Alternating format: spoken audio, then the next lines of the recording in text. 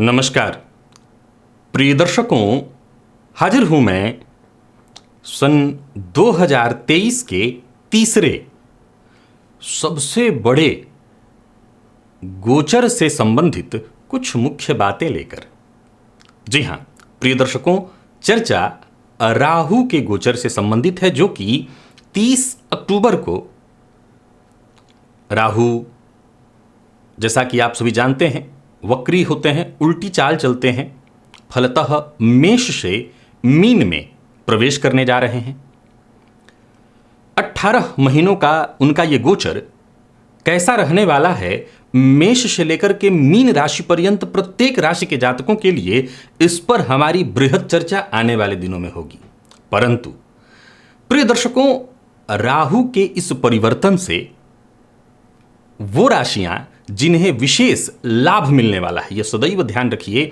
राहु और केतु उल्टी चाल चलते हैं, ये छाया ग्रह हैं और ज्योतिषशास्त्र के मर्मज्ञ कहते हैं शनिवत राहु, शनि के समान फल देने वाले हैं राहु।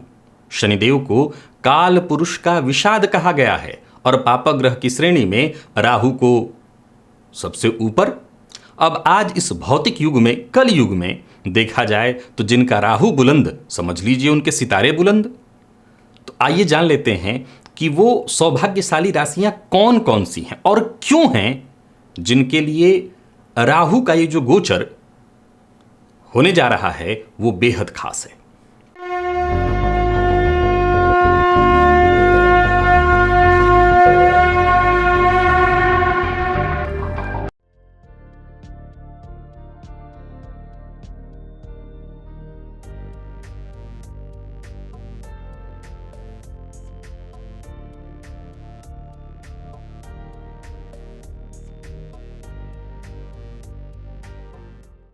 प्रिय दर्शकों, देखा जाए तो राहु के इस परिवर्तन से ऐसा नहीं है, हर राशि के जातकों को कुछ न कुछ लाभ, कुछ न कुछ हानि। यहां एक बात मैं और बताना चाहता हूं, गोचर सदैव आपकी जन्म कुंडली की दशाओं पर, आपकी कुंडली में ग्रह स्थितियों पर निर्भर करता है। वैसे तो ये जो गोचर की चर्चा मैं आपके लिए करने जा रहा हूं, इसमें कहीं कोई दो मत नहीं कि इसका प्रभाव आपको मिलेगा, लेकिन ये बात सदैव ध्यान रखिएगा कि गोचर आपकी जन्म कुंडली की ग्रह स्थितियों पर ही निर्भर करता है। प्रिय दर्शकों, राहु मेष से मीन में प्रवेश करेंगे और मीन राशि के अंतर्गत 3 नक्षत्र हैं। कौन कौन? तो पूर्वा भाद्रपद का 1 चरण है, उसमें उत्तरा भाद्रपद का 4 और रेवती का 4।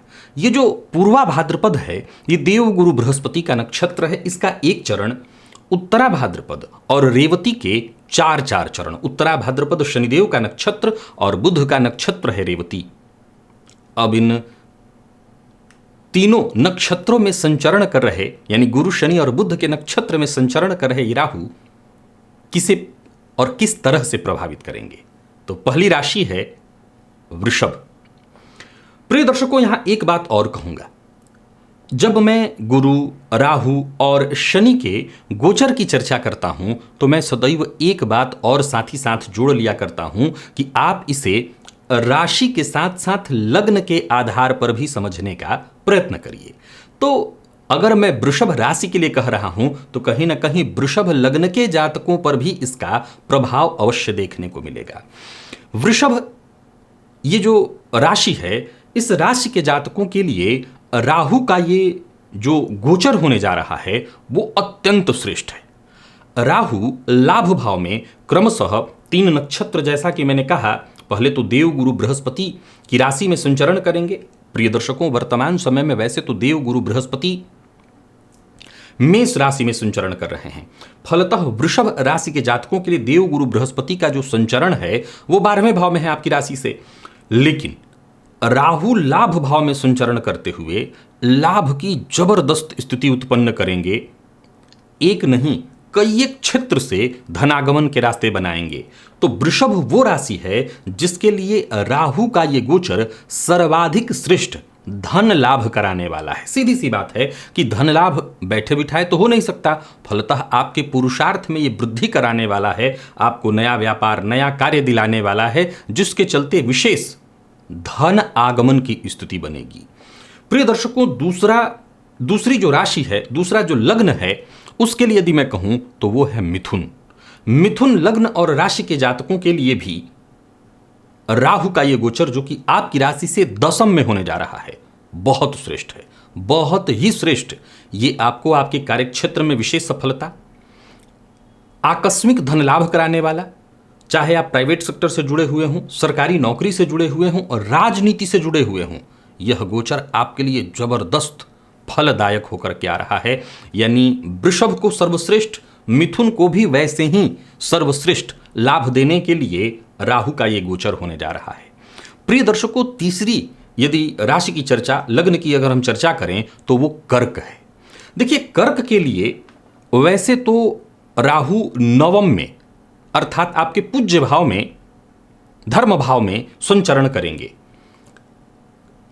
अगर ज्योतिष के मर्मज्ञों की माने तो राहु या पापक ग्रह जब राशि से, लग्न से भाग्य में संचरण करते हैं तो ये भाग्य प्रदायक होते हैं। आपके कोई काम, किसी भी तरह से कार्य आपका रुकता नहीं है। कार्य में छोटी मोटी बाधाएं, परेशानियां आती हैं, परंतु आपके काम बनेंगे। अब यहां मैं ये नहीं कहूंगा कि राहु के इस गोचर से आप बहुत धार्मिक प्रवृत्ति के हो जाएंगे, बहुत ज्यादा पिता का सम्मान करने वाले हो जाएंगे, पर मैं ये जरूर कहूंगा कि राहु के इस गोचर से आपको आपके भाग्य का साथ मिलने लगेगा। भाग्य के कारण आपका कोई काम नहीं रुकेगा, चाहे आप नौकरी के लिए प्रयत्नशील हों, चाहे आप नया कोई अपना व्यापार प्रारंभ करने की सोच रहे हों, चाहे आप अपने कार्यक्षेत्र में पूरा परिवर्तन करने की ही क्यों न सोच रहे हों, आपके लिए बहुत बढ़िया है। ये विद्यार्थियों के लिए भी जो उच्च शिक्षा ग्रहण कर रहे हैं, ऐसे विद्यार्थियों के लिए भी ये गोचर बहुत बढ़िया होगा। तो वहीं सेना, मिलिट्री, पुलिस, ऐसे फील्ड में जाने वाले विद्यार्थियों के लिए भी, अर्थात यदि आप कर्क लग्न या राशि के हैं तो यह गोचर आपको सहयोग देने वाला है। प्रिय दर्शकों, चौथी जो राशि है, जो लग्न है, वो है तुला। तुला राशि के जातकों के लिए राहु का ये जो गोचर होने जा रहा है, आपकी राशि से षष्ठ में होने जा रहा है। षष्ठ के राहु के बारे में आप जानते हैं, प्रबल शत्रुहंता योग बनाते हैं। यहां के राहु को विशिष्ट, अति विशिष्ट कारक ग्रह के रूप में देखा गया है। ये कारक ग्रह हैं और यहां पर बैठ करके हर तरह से आपको सहयोग प्रदान करते हैं। तो यहां बैठे राहु, अगर आप किसी भी तरह की परेशानी से जूझ रहे हैं, रोग, रिपु, ऋण, हर तरह की परेशानी से आपकी सुरक्षा करेंगे। साथ ही साथ कोर्ट कचहरी के चक्करों में फंसे हुए हैं तो वहां पर आपको जय दिलाएंगे, यात्रा कराएंगे, यात्रा आपके लिए लाभप्रद बनाएंगे। विदेश गमन के लिए यदि प्रयत्नशील हैं तो भी आपको सफलता मिलने वाली है। विद्यार्थी हैं, नौकरी पेशा हैं, व्यापारी हैं, चाहे सरकारी नौकरी करते हैं या प्राइवेट सेक्टर, यह गोचर आपके लिए बढ़िया है। हो सकता है षष्ठ के राहु के कारण छोटी मोटी परेशानियां भी आपको आएंगी, जैसे कई बार नसों, हड्डियों में दर्द इत्यादि की शिकायत आने लगती है। कई बार शत्रु भी आपको ऐसा लगेगा प्रबल हो रहे हैं, लेकिन याद रखिएगा, चाहे वो रोग हो, चाहे वो शत्रु, रिपु, जीत अंत में आपकी ही होगी। तो यह गोचर आपके लिए भी अत्यंत श्रेष्ठ है। और आखिरी जो राशि है, अर्थात 5 लग्न और राशि के जातकों के लिए राहु का यह गोचर बेहद श्रेष्ठ, और वो पांचवी जो राशि है, लग्न है, मकर है। मकर राशि के जातकों के लिए यदि कहें तो 7.5 की आखिरी ढैया चल रही है। आखिरी ढैया होने के कारण और शनिदेव का खुद की राशि में होने के कारण कहीं ना कहीं अब जिनकी कुंडली में चंद्रमा से सीधा सीधा शनिदेव का संबंध है, उनके लिए तो सीधी सी बात है, अभी भी ये 7.5 कष्टदायक बनी रहेगी, मानसिक अशांति और परेशानी का कारण बने रहने वाला है। लेकिन जिनकी कुंडली में सीधा सीधा शनिदेव का संबंध चंद्रमा से नहीं है, उनके लिए राहु का आपकी राशि से तीसरे भाव में गोचर करना बेहद श्रेष्ठ, लाभ प्रदायक है। आप ये जानते हैं कि राहु को तीसरे भाव में कारक माना गया है। गोचर में भी जब राहु आपकी राशि से तीसरे भाव में, आपके लग्न से तीसरे भाव में गोचर करेंगे तो सीधी सी बात है, आपके पुरुषार्थ में, आपके पराक्रम में वृद्धि कराएंगे। निसंदेह ऐसा नहीं है कि बहुत ज्यादा आप धार्मिक प्रवृत्ति के हो जाएंगे, लेकिन ये तय है कि राहु का ये गोचर आपको आपके कार्य क्षेत्र में विशेष सफलता प्रदान कराने वाला बनेगा। आप किसी भी फील्ड के हों, नौकरी, व्यापार, हर मामले में यह गोचर अच्छा है। अचल संपत्ति खरीदने की सोच रहे हों, अचल संपत्ति से संबंधित आपका कार्य है, राहु का यह गोचर आपके लिए लाभप्रद सिद्ध होने वाला है। यानी कुल मिलाकर के देखें तो राहु का यह गोचर इन 5 लग्न और राशि के जातकों के लिए चहुओर से सफलता की स्थिति उत्पन्न कराने वाला है। प्रिय दर्शकों, जैसा कि मैंने बताया, आने वाले दिनों में मेष से लेकर के मीन पर्यंत प्रत्येक राशि के जातकों के लिए मैं राहु के गोचर की बारी बारी से चर्चा करूंगा, बृहद चर्चा करूंगा। अगर इन लग्नों की बात करूं, इन 5 राशि और लग्नों की, तो इनके लिए राहु को मैंने अच्छा कहा, लेकिन याद रखिएगा राहु की अपनी दृष्टियां भी हैं, 3 दृष्टियां। राहु का यह गोचर आपके लिए सर्वाधिक श्रेष्ठ है, इसमें कहीं कोई दो मत नहीं। लेकिन बाकी की जो लग्न और राशियां हैं, उनके लिए राहु किस तरह से प्रभावी होकर के आ रहे हैं, किस तरह से आपको प्रभावित करने वाले हैं, इस पर भी हमारी चर्चा बस आने वाले कुछ ही दिनों में होने जा रही है और वो बृहद चर्चा होगी। तो आज के लिए बस इतना ही, इजाजत दीजिए और कल का कार्यक्रम देखना मत भूलिएगा, ठीक रात्रि 8 बजे का। पुनः मुलाकात होगी, तब तक के लिए नमस्कार।